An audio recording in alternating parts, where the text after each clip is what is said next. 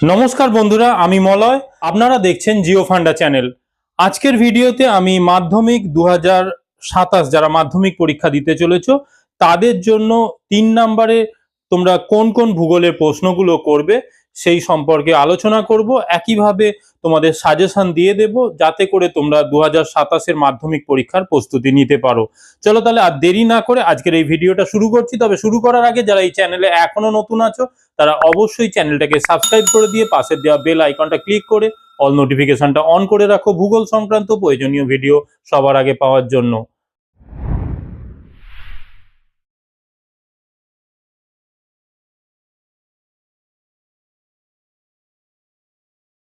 দেখো, ভিডিও শুরুর প্রথমেই আমরা 2026 সালের মাধ্যমিকের প্রশ্নটা দেখে নেব। এখানে টোটাল তোমাদের 3 ঘন্টা 15 মিনিট সময় দেওয়া হয়। এখানে ফুল মার্কস হচ্ছে 90 নাম্বার। এবারে দেখো, এখানে প্রত্যেকটা ক্ষেত্রে ক বিভাগের প্রশ্ন আবশ্যিক, অন্য বিভাগের ক্ষেত্রে বিকল্প প্রশ্নগুলো লক্ষণীয়। তাহলে এখানে আমাদের 3 নম্বরের যে প্রশ্ন সেই প্রশ্নটা আসে বিভাগ ঘয়ে। এখানে দেখতে পাচ্ছ বিভাগ ঘয়ে আমাদের প্রশ্ন হচ্ছে 3 × 4, অর্থাৎ এখানে 3 নম্বরের যে সংক্ষিপ্ত ব্যাখ্যামূলক উত্তর দাও বিকল্প প্রশ্নগুলি লক্ষণীয়, এটা 4-এর দাগে এসে থাকে। এখানে টোটাল তোমাদের 3 নম্বরে 4টে করতে হয়। এখানে 4টের মধ্যে 2টো প্রাকৃতিক পাঠ থেকে আর 2টো অর্থনৈতিক বা আঞ্চলিক পাঠ থেকে প্রশ্ন এসে থাকে। তাহলে এই প্যাটার্নে তোমাদের পরীক্ষায় প্রশ্ন আসবে। এবারে দেখো 2026-এ যে প্রশ্নগুলো এসেছিল, দেখো এখানে 4-এর 1-এ আমরা দেখতে পাচ্ছি যুগান ও ইয়ারদাং এর মধ্যে পার্থক্য তুমি কিভাবে নিরূপণ করবে, অথবা হিসাবে সমুদ্রবায়ু ও স্থলবায়ু যে কোনো 3টি পার্থক্য বিবৃত করো। আর 4-এর 2-এ শিল্প বর্জ্যের উৎস ও প্রভাব সম্পর্কে আলোচনা করো, অথবা হিসাবে বর্জ্যের ব্যবস্থাপনার শিক্ষার্থীর ভূমিকা যে কোনো 3টি উল্লেখ করো। আর 4-এর 3-এ ভারতের পূর্বঘাট ও পশ্চিমঘাটের মধ্যে পার্থক্য লেখো, অথবা হিসাবে ভারতের অটোমোবাইল শিল্প বিকাশের প্রধান 3টি কারণ, এখানে প্রধান কারণগুলি উল্লেখ করো। আর 4-এর দাগে ভূবৈচিত্র্য সূচক মানচিত্র ও উপগ্রহ চিত্রের মধ্যে যে কোনো 3টি পার্থক্য লেখো। আর অথবা হিসাবে দেওয়া হয়েছে দূর সংবেদন ব্যবস্থার সুবিধাগুলি উল্লেখ করো। দেখো, এখানে 3 নম্বরের প্রশ্ন লেখার ক্ষেত্রে তোমাদের কতগুলো আমি টিপস দিয়ে রাখি বা কতগুলো বিষয় আমি বলে দিচ্ছি, সেগুলো তোমরা অবশ্যই মাথায় রাখবে। দেখো, এখানে মূলত যে প্রশ্নগুলো পরীক্ষায় এসে থাকে সেগুলো কিন্তু ব্যাখ্যামূলক, ভালো করে মাথায় ঢোকাও। তাহলে এখানে সংক্ষিপ্ত হবে কিন্তু ব্যাখ্যামূলক। এখানে দেখো 3 নাম্বার আছে, অবশ্যই এখানে 3 থেকে 4টে পয়েন্ট, যে ক্ষেত্রে 3টে পয়েন্ট উল্লেখ করে দেবে। যেমন এখানে বলে দিয়েছে 3টি পার্থক্য লেখো। তারপরে এখানে দেখো যে কোনো 3টি ব্যবস্থাপনা শিক্ষার্থীর ভূমিকা যেটা বলা হয়েছে 3টি। তাহলে এই বিষয়গুলো উল্লেখ করে দিলে অবশ্যই 3টি, এখানে যেমন বলেছে 3টি। তাহলে এই 3টে বলে দেওয়ার অর্থই হচ্ছে সেখানে তোমাকে 3টেই দিতে হবে, তার কমও নয় তার বেশিও নয়। কিন্তু যদি 3টে উল্লেখ না থাকে সেখানে তুমি 3টের জায়গায় 4টে দিতে পারো, সেখানে কোনো অসুবিধা নেই। এবারে কথা হচ্ছে এখানে যেহেতু ব্যাখ্যামূলক, সেই জন্য তোমাকে কোশ্চেনটাকে সুন্দরভাবে ব্যাখ্যা করতে হবে। অর্থাৎ এখানে একটা পয়েন্টের জন্য জাস্ট খালি হ্যাঁ না বা বিষয়টা খালি জাস্ট 1 লাইন লিখে দিলাম, এই জায়গায় কিন্তু গেলে হবে না। যেমন এখানে ধরো পার্থক্য লেখা, তাহলে এই পার্থক্য লেখার ক্ষেত্রে আমরা কিভাবে ভাবনা চিন্তাটা করব? না, প্রথমে একটা হেডিং থাকবে, ধরো যুগান ও ইয়ারদাং এর মধ্যে পার্থক্য, তাহলে এটা একটা হেডিং থাকবে। তারপরে কি হচ্ছে না, একে আমরা 3টে পার্টে ভাগ করব। একদিকে বিষয় থাকবে, তারপরে যুগান ইয়ারদাং, আর পাশে যদি চিত্র বলে আরেকটা পয়েন্ট করে দাও সেটাও করতে পারো। তাহলে এখানে কি হচ্ছে না, এখানে বিষয়ের মধ্যে আমি 1 2 3 করে আমাদের প্রত্যেকটা পয়েন্ট ইয়ারদাং আর যুগানের ক্ষেত্রে যা যা আমার বৈশিষ্ট্যগুলো আছে আমি 3টে পয়েন্ট দিলাম। সেই 3টে পয়েন্টের ভিত্তিতে আমি 3টের ক্ষেত্রে আলোচনা করলাম। এর ক্ষেত্রে আমাদের উলম্ব আর অনুভূমিক বিস্তার যে কঠিন আর কোমল শিলার সেটা কেমন আছে সেটা আমরা বলতে পারি। তাহলে এখানে ক্ষয়টা কিরকম ভাবে হচ্ছে সেটা আমরা বলতে পারি। তাহলে এইরকম ভাবে আমরা 3টে পয়েন্টের আমরা পার্থক্য করব। তার পাশে 2টো ক্ষেত্রে আমি ইয়ারদাং এর ক্ষেত্রে ইয়ারদাং এর ছবি আর যুগানের ক্ষেত্রে উপর নিচে করে তার নিচে ক্যাপশন লিখে দিয়ে যে এটা চিত্র হচ্ছে ইয়ারদাং, এটা চিত্র হচ্ছে যুগান। তাহলে এই বিষয়টা আমরা দিয়ে দিলাম। আর সবার শেষে ধরো 3টে পার্থক্য করলে তারপরে একটা উদাহরণ দিয়ে দাও, অর্থাৎ কোন মরুভূমিতে দেখা যায়। তাহলে সেই বিষয়টা যদি স্পেসিফিক আলাদা থাকে তাহলে সেটা দিতে পারো। ধরো এখানে যদি যুগান ইয়ারদাং এর ক্ষেত্রে দেখো, বেশিরভাগ ক্ষেত্রেই আমরা প্রায় কম বেশি সব মরুভূমিতেই দেখা যায়। তাহলে সেই জায়গায় যদি পার্থক্যের মতো উদাহরণ না থাকে তাহলে সেখানে দেওয়ার প্রয়োজন নেই। কিন্তু যেখানে পার্থক্যের মতো উদাহরণ দেওয়া যেতে পারে যেমন সমুদ্রবায়ু স্থলবায়ুর ক্ষেত্রে পার্থক্যের মতো উদাহরণ দেওয়া যেতে পারে, বা আমাদের ভূবৈচিত্র্য সূচক মানচিত্র, উপগ্রহ চিত্র, এর মধ্যে আমরা উদাহরণ দিতে পারবো। তাহলে এই বিষয়গুলো দেখতে হবে। একইভাবে ধরো এখানে যদি বলে বৈশিষ্ট্য লেখো, তাহলে সেখানে তিনটে বৈশিষ্ট্য তোমাকে সেইভাবে তিনটে প্রত্যেকটার হেডিং করে সেই তিনটে আলাদা আলাদা বৈশিষ্ট্য তোমাকে সেই সম্পর্কে একটু 2 লাইন 3 লাইন লিখতে হবে। একইভাবে যেখানে ছবি দেওয়ার প্রয়োজন 3 নম্বরের ক্ষেত্রে অবশ্যই ছবি দেবে। এই সংক্রান্ত এখানে 3 নাম্বার, 2 নাম্বার বলো, 5 নম্বরের কোশ্চেনের উত্তর তোমরা কিভাবে লিখবে এই ওরিয়েন্টেড আমার ডিটেলস আলোচনা আছে। তোমরা মনে করলে জিও ফান্ডা চ্যানেলে গিয়ে এটা একটু সার্চ করলেই তোমরা পেয়ে যাবে, তাহলে সেটা দেখে নিতে পারো। একইভাবে দেখো এখানে বলেছে, যেমন দেখো ভারতে অটোমোবাইল শিল্পের বিকাশের প্রধান কারণগুলি উল্লেখ করো। এখানে কিন্তু কটা কারণ উল্লেখ করে দেয়নি, 3টি বলে দেয়নি। তাহলে সেক্ষেত্রে আমার কিন্তু 3টের জায়গায় 4টে 5টা আমরা পয়েন্ট এখানে দিতে পারি, তবে একটু ছোট করে। যদি প্রথম 3টে পয়েন্টকে একটু আমি ডিটেলসে যাব, একটু ভালো করে করব, তা আলোচনা করব, তারপরের গুলোকে একটু ছোট করে ধরো 5টা পয়েন্ট আমি দিয়ে দিতে পারি, কারণ এখানে বলে দেয়নি যে 3টে আমার কারণ উল্লেখ করতে হবে। একইভাবে ভারতের অটোমোবাইল শিল্পটা কোন কোন জায়গায় একটা ইন্ডিয়ার ছোট ম্যাপ এঁকে সেখানে দেখিয়ে দিলে এই জায়গায় এই বিষয়গুলো অবস্থান করছে। তাহলে এটা অবশ্যই তোমরা করতে পারো। তাহলে পার্থক্যের ক্ষেত্রে বিষয়গুলো একভাবে ভাবনা চিন্তা করছো। এখানে দেখো এই 2026-এর প্রশ্ন যদি তোমরা দেখো, তাহলে সেক্ষেত্রে ম্যাক্সিমামটাই পার্থক্য এসছে।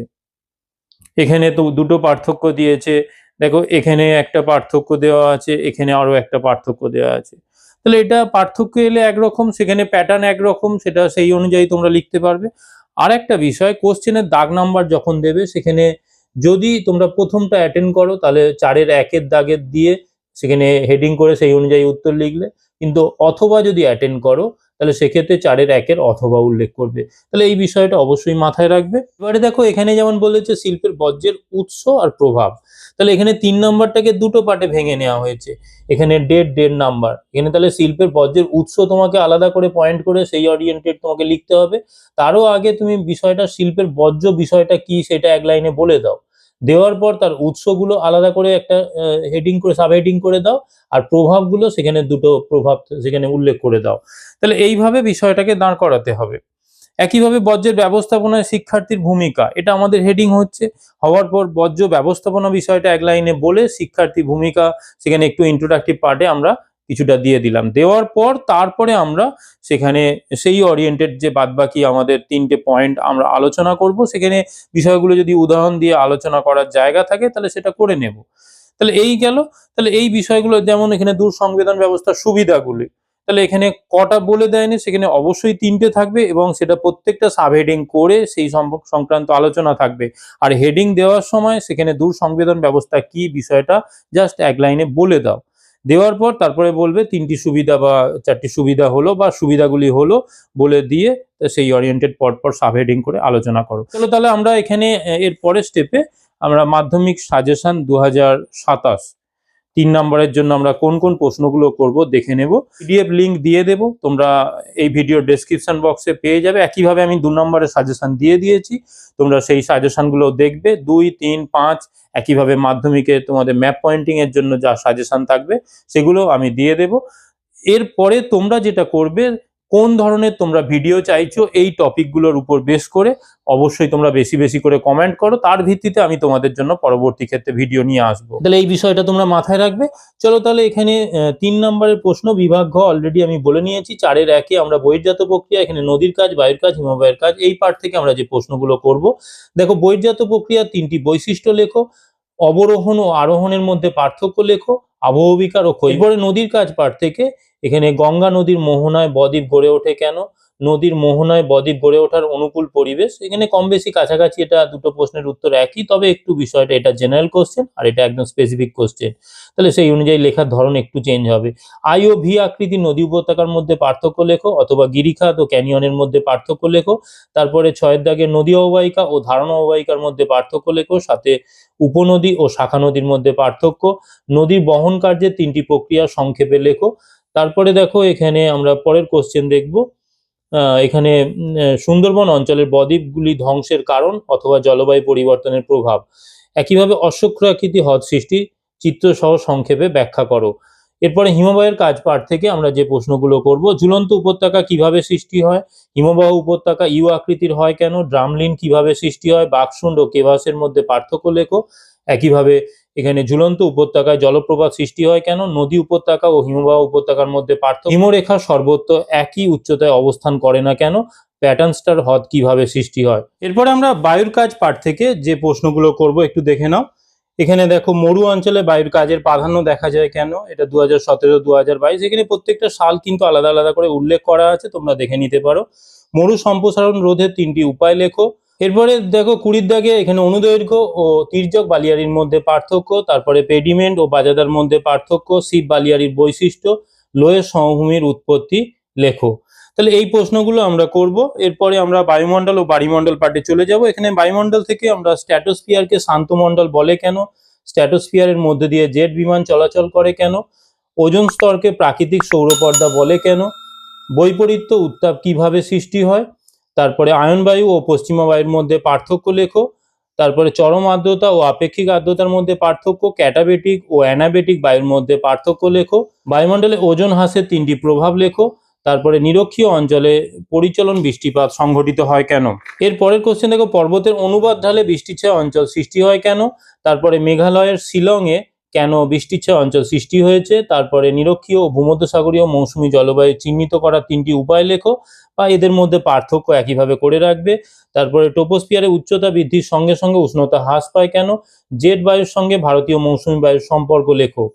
তারপরে বায়ুমণ্ডল পাঠ থেকে শৈবাল সাগর কিভাবে সৃষ্টি হয়, মগ্ন চড়াকে কেন্দ্র করে মৎস্য আহরণ ক্ষেত্র গড়ে ওঠে কেন, নিউ ফাউন্ডল্যান্ডে ঘন কুয়াশা ও ঝড় ঝঞ্ঝার সৃষ্টি হয় কেন, ভরা জোয়ার ও মরা জোয়ারের মধ্যে পার্থক্য লেখো, সমুদ্র স্রোত ও সমুদ্র তরঙ্গের মধ্যে পার্থক্য লেখো, উষ্ণ ও শীতল স্রোতের মধ্যে পার্থক্য লেখো, গ্র্যান্ড ব্যাংক বাণিজ্যিক মৎস্যক্ষেত্র হিসাবে বিখ্যাত কেন, তারপরে নদীতে বান আসার 3টি কারণ লেখো, ভরা কোটাল মরা কোটাল অপেক্ষা শক্তিশালী হয় কেন।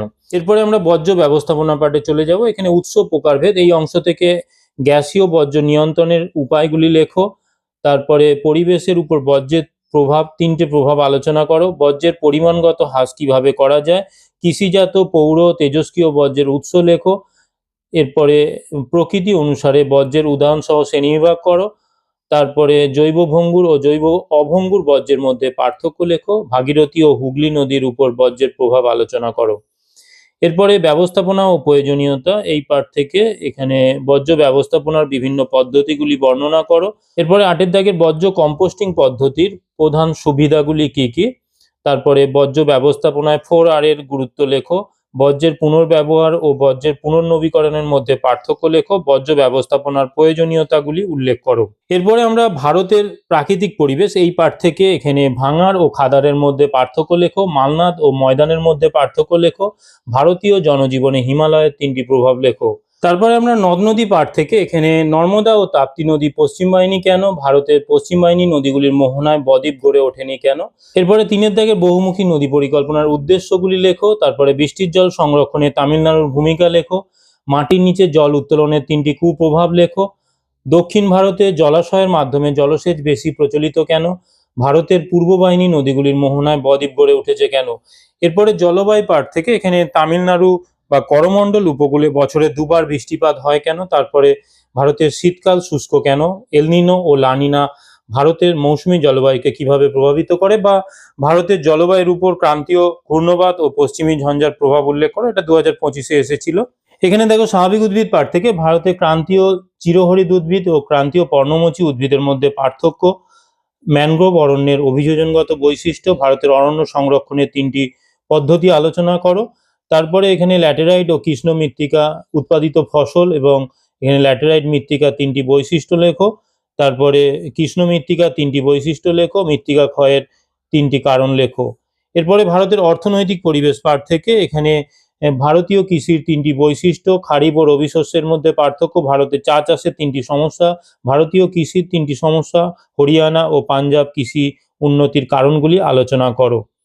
এরপরে শিল্প পাঠ থেকে ভারতের শিল্প গড়ে ওঠার ক্ষেত্রে কাঁচামালের প্রভাব লেখো, ভারতের ম্যানচেস্টার কাকে বলা হয়, কেন বলা হয়, একইভাবে দক্ষিণ ভারতের বা উত্তর ভারতের ম্যানচেস্টার কাকে বলে, কেন বলা হয়, পেট্রো রসায়ন শিল্পকে আধুনিক শিল্প দানব বলে কেন, তারপর কার্পাস বয়ন শিল্পকে শিকড় আলগা শিল্প বলে কেন? জামশেদপুর ইস্পাত কারখানাটি গড়ে ওঠার কারণ লেখো।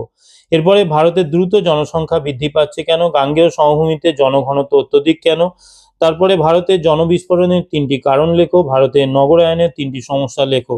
এরপরে পরিবহন ও যোগাযোগ ব্যবস্থা পাঠ থেকে এখানে জলপথকে উন্নয়নের জীবনরেখা বলে কেন? আধুনিক যোগাযোগ ব্যবস্থা বলতে কি বোঝো?